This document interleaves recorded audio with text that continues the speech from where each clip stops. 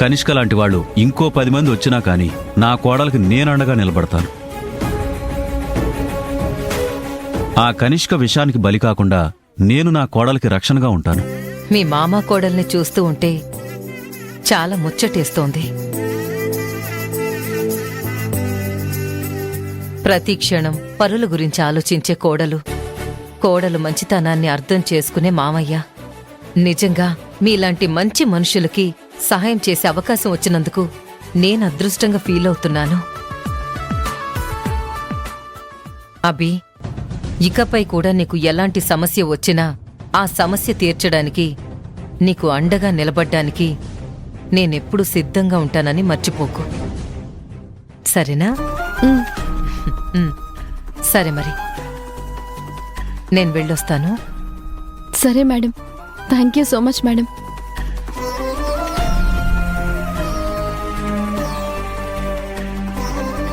అమ్మా అభి, రాహుల్ ఒక్కడే వెళ్ళాడు. పద, మనం కూడా బయలుదేరదాం. అలాగే.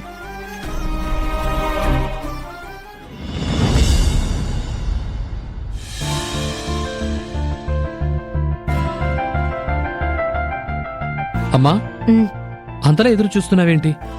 గేట్ వరకు వచ్చినవాడు గుమ్మం దాకా రాడా? కన్న తల్లి ఎదురుచూపు గురించి నీకేం అర్థం అవుతుంది లేరా?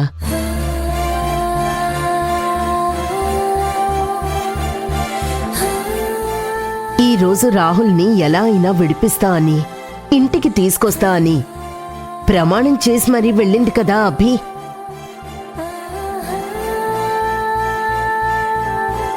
అందుకే ఎదురు చూస్తున్నాను.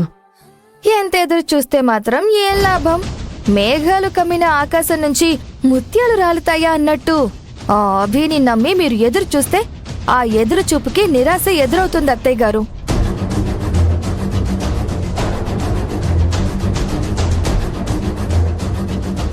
ఈరోజు కూడా రాహుల్ రాడు అంటావా? రాహుల్ని అభి విడిపించదంటావా? పెద్దమ్మా, ఇన్ని రోజుల నుంచి అభిని చూస్తున్నాం. ఇదేనా మీరు అభిని అర్థం చేసుకుంది? ఆ అభి కేవలం ఉట్టి మాటలు చెప్తుంది.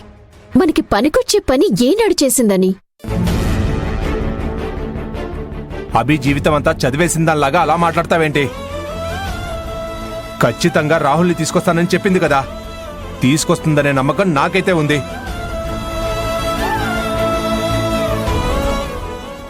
ఒకవేళ అభి రాహుల్ని విడిపించలేదో ఈ రోజుతో తేలిపోతుంది. ఈ ఇంట్లో ఉండేది తను, నేను.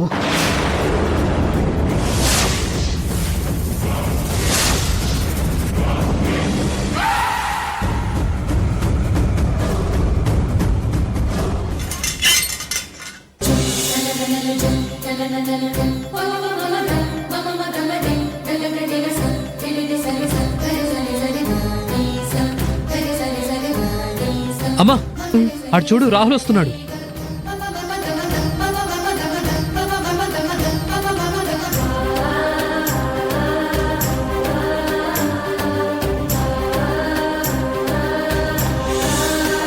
రాహుల్,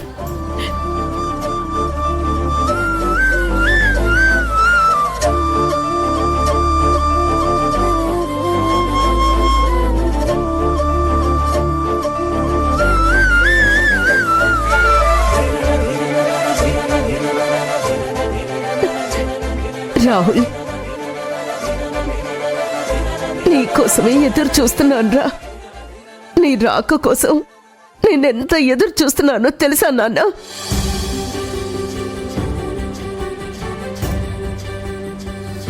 అసలు నీకిలాంటి గతి పట్టిందని నేనెంతగా కుమిలిపోయానో తెలుసా?